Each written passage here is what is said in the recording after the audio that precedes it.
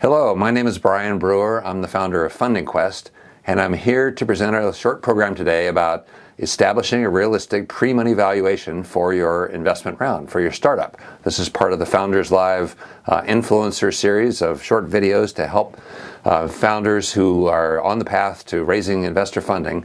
I just want to give some basic information about how we can help this process go more quickly and more smoothly and more successfully for you, especially. So first of all, before we go any further, I'd like to just review a little what are the steps in the fundraising process. Number one is to create your investor-ready startup. Once you have crossed the threshold of you've got a fundable startup, then you're ready to go out and structure a term sheet. Then you once you have your term sheet established that sets the terms of your deal, you go out and connect with investors, give your pitch, and hopefully close the deal, raise that money, and start executing on your business plan so you can have a successful exit eventually for you and your investors. Now, today, I'm going to focus on this pre-money valuation, and that's what happens in step 2 there with the term sheet. So let's talk a little bit about pre-money valuation. First of all, for any of you that have an accounting background, pre-money valuation is not related to the book value of the company. It's not you don't look at the assets on the books of the company and try to determine what the valuation is. It's a different kind of animal. It's also not a measure of acquisition price. Again, acquisition price comes later in the process once you've got some traction with your company and maybe you've raised several rounds of funding and you're ready to get funded. That's a different story about the valuation of the equity in your company for acquisition. Basically, pre-money valuation is used to establish the proportion of ownership of an investment round. That's really all it is. And the pre-money valuation can apply to any round of investment, but today we're talking about just the first round. Now, here's an example to look at the math to see how simple this is. If, in this case, the pre-money valuation we're going to say is $1.5 million, and you're raising $500,000 from investors, so you add those two together to get your post-money valuation. Now, the question then becomes, what percentage of ownership do the investors have in this company? Many people make the mistake and look at those first two numbers and say, well, if I'm raising $500,000 on $1.5 million, that's a third, so the investors will own a third of the company. That's not the way it works. After you raise the money, you now have a post-money valuation, and the $500,000 is divided by the $2 million to show that the investors own 25% of the company. Now, how do you get this? So how do you establish your pre-money valuation? That's the basic question we're going to try to answer here today. So you can read a lot of information on the web about how this works. I'm going to try to boil it down to the most simplest form for you. But first, you may read about the things called discounted cash flow, which is a way to project the value of your company in the future, look at the investor's desired rate of return, and then determine what the valuation of the company is today. The DCF or calculations, or it's also called net present value, they're useful to an extent to establish a data point, but again, they're based on a lot of assumptions and so you can change those assumptions and change the result. You may also find, if you search on the web, you'll find valuation calculators and scorecards that mostly they're based on what traction you have or milestones or the stage of business. They're useful. Again, there's a data point. And another way to approach the issue of pre-money valuation is to look at market comparables. So look at what other companies are raising. If they're raising a certain amount, what do they set their valuation at? Sometimes that data is hard to get, but that can be useful too. Those are data points. But here's the secret, and this is what I've learned after helping startups for the past 15 plus years go through this process of negotiating with investors about how to structure a deal, and that is that the pre-money valuation, it's really all about proportion. And here's what I have found to be true is that, especially for a first round of funding, is that the investor ownership percentage should be somewhere between 20% and 40% of the company. Remember, that's based on the post-money valuation, if you remember the math we showed a minute ago. So if you think about it, if it's all about proportion and what percentage that the investors are going to own, then you realize that the pre-money valuation is essentially driven by the amount of money you're raising. So in the previous example where you were raising $500,000 and you put your pre-money valuation at 1.5 to give owners a 25% stake, if you're going to raise $1 million, then you set your pre-money valuation at $3 million to give them a 25% stake. That's just simply the way it works.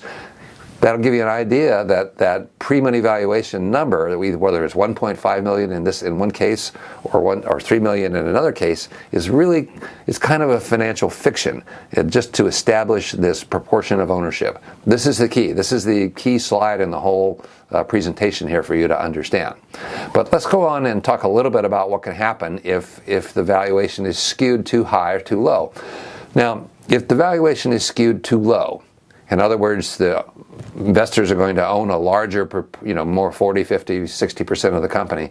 That's not a good deal for the founders, because it doesn't provide enough incentive for the founders to really put their heart and soul and blood, sweat, and tears into the startup to make it a success, so that they can meet some milestones and get on to the next round of funding or have it exit. So this can be confusing, because a lot of people watch shows like Shark Tank, and they see the offers where the investor says, well, I'll give you so much for 51% of your company. In those cases, you're just losing control of your company. You might as well kiss it goodbye. That's why in the beginning, in the first round of funding, the percentage of ownership should be somewhere between this 20 and 40%. Now, if the valuation is skewed too high, that's not a good deal for investors. In other words, if you're offering only 5 or 10% ownership in your company in your first round of funding, investors are typically going to walk away from that, mostly because it's not a good deal for them. They'll get diluted too much in future rounds. But also because if you skew your valuation too high, it can negatively affect your ability to raise capital in subsequent rounds, because you're starting at a high valuation, and then suppose you're successful at that, raising that. You may have some investors who are willing to go along with that. Then you go to your next round of funding, where you've got to go even higher, and that step up to your second round of funding, if you have a too high of a valuation in your first round of funding, can just price investors out of the deal. So again, it's all about proportion. Make sure that the post-money ownership is about between 20 and 40%. Now, how do you decide whether it's 20% or 40%? Well, that depends on some subjective factors about your business and what investors are interested in. So, first of all, some of these valuation factors are traditional ones, like the quality of your team. You have good market fit with your product, your traction, your patents, partners, other things, all those things that go into your business plan. If you've got a lot of good stuff there, then you can demand a higher valuation. You can at least try for that. A second factor that can affect where you are in this range between 20 and 40% is local market conditions. Angel investing is very much local investing in most cases. It's especially for your first round of funding. So you're going to be dealing with investors who live in the area where you are, in your geographic region. And so it's important to understand how deals are being priced where you live and where you are raising money. Another factor that can make a difference in where you are in this range is what I call the temperature of your industry sector. If you're in a hot sector and it's something that investors really want to get into, and they think that this is the time to get in early, then you might be able to get a higher valuation. And then finally, there's two factors here that have to do with with the relative situation between the entrepreneur and the investor. And number one is, if you find an eager investor, then maybe you can get a higher valuation. But the second one is, if you come across as a desperate founder that you've got to raise this money at any cost, then investors may pick up on that and decide that, well, they can negotiate down and maybe get a lower valuation because you're desperate for the money. So when you go into these situations with investors and want to negotiate about the pre-money valuation, here are a few tips. First of all, understand that when you structure your term sheet, you set a pre-money valuation. That's a proposal to investors. you will often, as you start to talk to investors, get pushback. They want to negotiate, and usually they want to negotiate downward.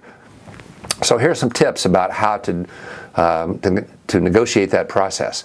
First of all, learn the local market. Like I said before, you know what the pricing, know how deals are priced in your market, so that you can know that you're in the general ballpark of what's acceptable. That makes a big difference. Investors usually don't want to go too far outside their comfort range when they're negotiating or working with a deal or looking at the pre-money valuation.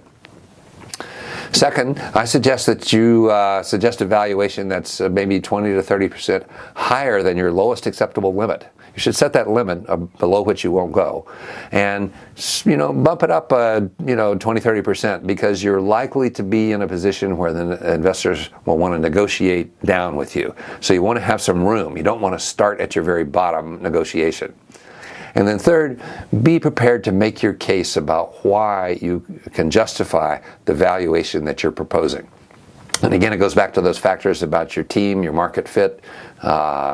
What's this? You have patents? Do you have some special technology? Do you have some sustainable competitive advantage that will give you an edge in the marketplace? All of those things factor into this negotiation. But be prepared to make your case when you do that. Now, if you remember back on that slide about the steps in the investor process, this is about the step 2, where you're structuring your term sheet and setting your pre-money valuation. But let's back up to step 1, because you got to make sure you're ready to raise funding. And so, because if you go out too early and you don't have enough of the right things in your business to impress investors, you'll kind of fall flat and they won't be interested, and you may lose your chance with those investors. So how do you know if your company is fundable or has reached that threshold? Well, I've developed an online tool, and it's free. It's called the Minimum Fundable Company Test. It's at mfctest.com, and it's 20 multiple choice questions based on many of those factors that I was talking about earlier. And it'll give you a baseline of, are you too low, have you met the threshold, or are you in really good shape in terms of the fundability of your company about going out and raising funding. So again, I encourage you to go to mfctest.com. The test is free. You get immediate results, and you can share those with your advisors, investors, and it can be a good tool for looking at what you need to do next in order to increase the fundability of your company or move forward raising funding. So again, thank you very much. Again, my name is Bryan Brewer. I'm in Seattle, Washington. My company is Funding Quest, and I offer several programs. Advisory membership program that's a very affordable way for you to get advice about your startup from me. I also am going to be launching a CEO roundtable group where we meet twice a month, and you get a chance to interact with peers and really get all your questions answered and get really involved in what it takes to build a fundable and a successful startup. I also offer executive coaching and some business plan packages where I develop the business plan documents for you. So if you have any questions about anything I've said here, if you want to request a copy of these slides, or if you want to talk to me about engaging in any of these services, please feel free to contact me. That's my email and my phone number in Seattle. And thank you very much for listening, and best wishes in your quest for funding. Thanks.